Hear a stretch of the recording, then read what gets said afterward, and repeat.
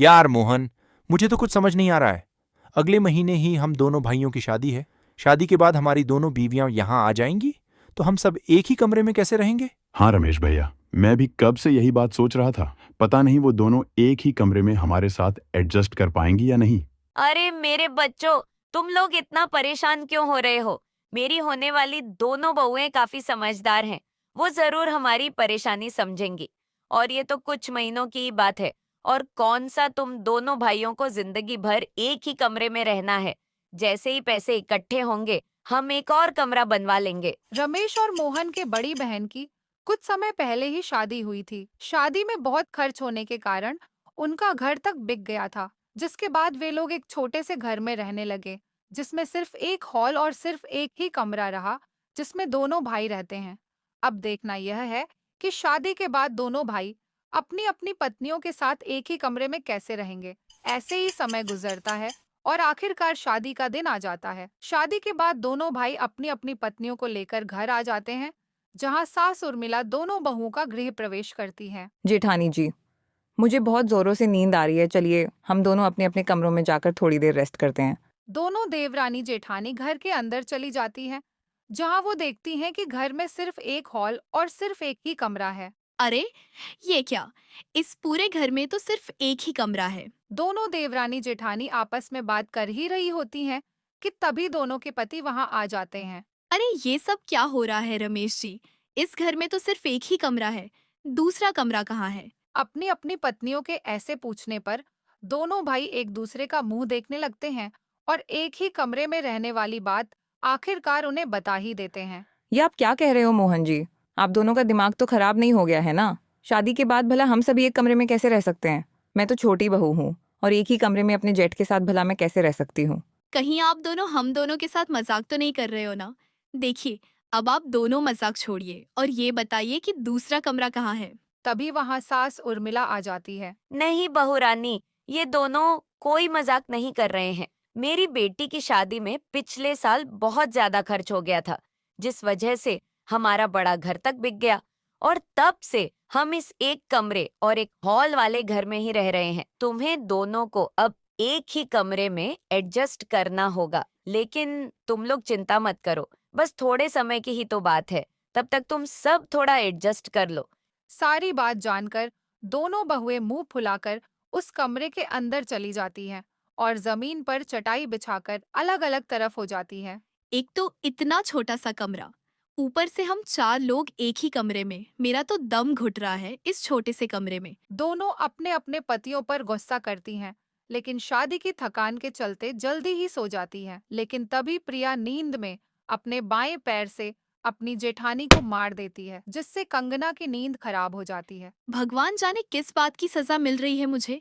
एक तो सुहागरात वाले दिन भी मुझे इन लोगों के साथ रहना पड़ रहा है, ऊपर से महारानी मुझ पर ही अपने हाथ पैर चला रही है। अब बताती हूँ मैं इसे। कंगना सिरहाने रखा पानी का ग्लास लेकर सारा अपनी देवरानी प्रिया पर डाल देती है, जिससे अब प्रिया की भी नींद टूट जाती है। आपकी हिम्मत कैसे हुई मुझ पर पानी डालने की? कितनी अच्छी नींद आ गई थी मुझे और आपने मेरी नींद खराब कर दी। अरे तूने भी तो नींद में मुझे अपने पैर से मारा और तेरी वजह से मेरी भी नींद खराब हुई। तो क्या मैं तुझे छोड़ देती? तो मैंने भी तेरे थोपड़े पर पानी डालकर तेरी भी नींद हराम कर दी। अपनी अपनी पत्नियों को ऐसे लड़ते देख दोनों भाई उन्हें जैसे तैसे शांत करवाते हैं और वापस सोने की कोशिश करते हैं कि तभी अचानक से दोनों देवर देवरानी की नींद टूट जाती है और दोनों में प्यार भरी बातें शुरू हो जाती हैं।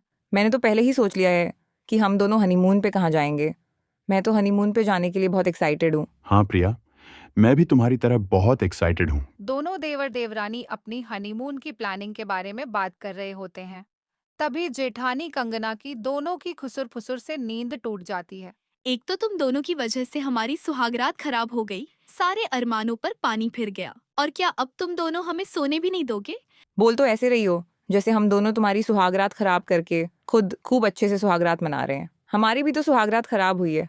अब क्या हम दोनों पति पत्नी बात भी ना करें? और अगर इतनी तकलीफें हो रही है ना हमारी बातों से, तो अपने हाथों से जैसे कानों में रुई लगाकर सो जाओ। दोनों अपनी अपनी पत्नियों को ऐसे लड़ते देख चुप करवाने की कोशिश करते हैं, लेकिन आखिर दोनों कहाँ चुप होने वाली थीं। वो 2 घंटे तक लड़ती ही रहती हैं। तभी अचानक जेठानी कंगना की नजर ऊपर बने तख्ते पर जाती है। उसे देखकर जेठानी कंगना को एक अच्छा आइडिया आता है। अब बस देखती जाओ कि इस एक ही कमरे में मैं कैसे देवरानी और जेठानी की सुहागरात बनवाती हूँ। सुनिए जी, अगर घर पर कोई सीढ़ी है तो उसे ले आइए। रमेश कमरे से बाहर जाता है और कमरे में सीढ़ी लेकर आता है और जाकर तख्ते के पास लगा देता है। कंगना सीढ़ी से होते हुए तख्ते के ऊपर जाती है और वहीं ऊपर में अपने और अपने पति के लिए बिस्तर की व्यवस्था करती है। और इसके बाद जहां एक कमरे में जेठानी अपने पति के साथ ऊपर तख्ते पर थी, वहीं नीचे देवर देवरानी थे। अरे कंगना, तुमने जुगाड़ तो बड़ा अच्छा लगाया है, पर मुझे ऊंचाई से बहुत डर लगता है। कहीं हम दोनों नींद में यहाँ से नीचे न गिर जाए। चलो ना, हम दोनों जमीन पर ही सो जाते हैं। हे भगवान, किस डरपोक आदमी से शादी हो गई है मेरी। अब ये नौटंकी बंद कर और चुपचाप सो जाओ। अब एक तरफ जहां ऊपर जेठ जेठानी सुहागरात मनाते हैं, वहीं दूसरी ओर नीचे देवर देवरानी भी अच्छे से सुहागरात मना पाते हैं। जो भी कहो, जेठानी जी ने जुगाड़ बहुत अच्छा लगाया है।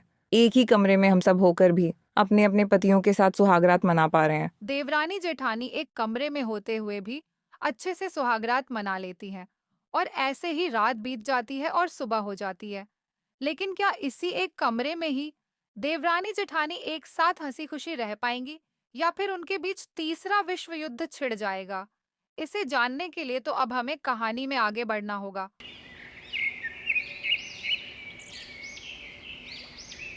हे भगवान, इस कमरे का ये क्या हाल हो रखा है। सभी चीजें इधर उधर फैली हुई हैं। तुम अपनी चीजें ढंग से सही जगह पर क्यों नहीं रखती?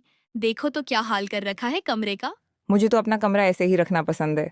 अगर तुम्हें इतनी ज्यादा दिक्कत हो रही है तो तुम ही इस कमरे को साफ कर लो, मैं तो नहीं करने वाली। अपनी देवरानी की बात सुनकर कंगना को बड़ा गुस्सा आता है, लेकिन वो अपने गुस्से को कंट्रोल कर लेती है। एक ही कमरे में रहने की वजह से आए दिन छोटी मोटी बातों को लेकर दोनों के बीच हमेशा ही लड़ाई हुआ करती थी। दोनों देवरानी जेठानी की छोटी छोटी लड़ाइयाँ भी कभी कभी बड़ी लड़ाई में बदल जाती थीं। जहाँ जेठानी हमला करने के लिए झाड़ू लेकर खड़ी होती है, वहीं देवरानी भी तकिया लेकर खड़ी थी। देख ले कंगना, अगर तेरे झाड़ू ने मुझे छुआ भी ना तो इसी तकिए से तेरा मुंह दबा दूंगी, फिर तू हमेशा के लिए सोती रह जाएगी। और मैंने भी इस झाड़ू से मार मार कर तेरी हजामत न बना दी तो मेरा भी नाम कंगना नहीं। हे भगवान, तू मुझे कौन से जन्म की सजा दे रहा है जो मुझे इन जैसी हिटलर बहुओं से पाला पड़ गया। जब से ये दोनों आई हैं, घर की तो शांति ही भंग हो गई है। जब भी देखो दोनों लड़ती ही रहती हैं। अब कौन फैसला करे भला इन दोनों का। सास उर्मिला को अपनी बहुओं की रोज रोज की लड़ाई से काफी तकलीफा होती थी। अपने पतियों के लाख समझाने पर भी दोनों देवरानी जेठानी लड़ाई करने से बाज नहीं आती थीं। ऐसे ही समय गुजरता है और हर रोज की तरह कंगना ऊपर तख्ते पर सोई हुई है, लेकिन अचानक वो नींद में नीचे गिर जाती है। हाँ, मेरी कमर का तो बुरा हाल हो गया। ज्यादा ही शौक था ना ऊपर वाले बिस्तर पर सोने का।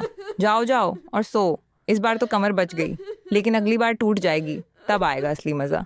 अपनी देवरानी को अपना मजाक उड़ाते देख कंगना को बड़ा गुस्सा आता है। ऐसे ही दिन गुजरते हैं और एक दिन जब प्रिया नीचे वाले बेड पर सो रही होती है और उसके ऊपर छिपकली गिर जाती है, प्रिया डर के मारे चिल्ला उठती है। हे भगवान, इस कमरे में अब छिपकलियां भी आने लगी हैं। इस घर में तो जीना हराम हो गया है। अब मजा आया ना बेटा, छिपकली के ऊपर छिपकली गिर गई। अपनी दोनों बहुओं को ऐसे आपस में लड़ते देख सास उर्मिला बहुत दुखी हो जाती है। हे भगवान, लगता है मुझे अब एक नया कमरा बनवाना ही पड़ेगा। लेकिन कैसे? लेकिन मेरे पास तो इतने पैसे ही नहीं हैं।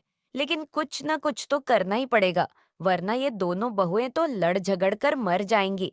एक काम करती हूँ, मरने से पहले रमेश के बापू ने जो मेरे लिए गहने बनवाए थे उन्हें बेच देती हूँ, तब नया रूम आराम से तैयार हो जाएगा। देवरानी जेठानी चुपके से अपनी सास की बातें सुन लेती हैं। हम दोनों अपनी लड़ाई के चक्कर में तो घर वालों के बारे में भूल ही गए थे कि उनके ऊपर इसका क्या असर पड़ेगा। हाँ, सही कह रही हो जेठानी जी। अब दोनों इतने बड़े होते हुए भी एक दूसरे से बच्चों की तरह लड़ते रहे।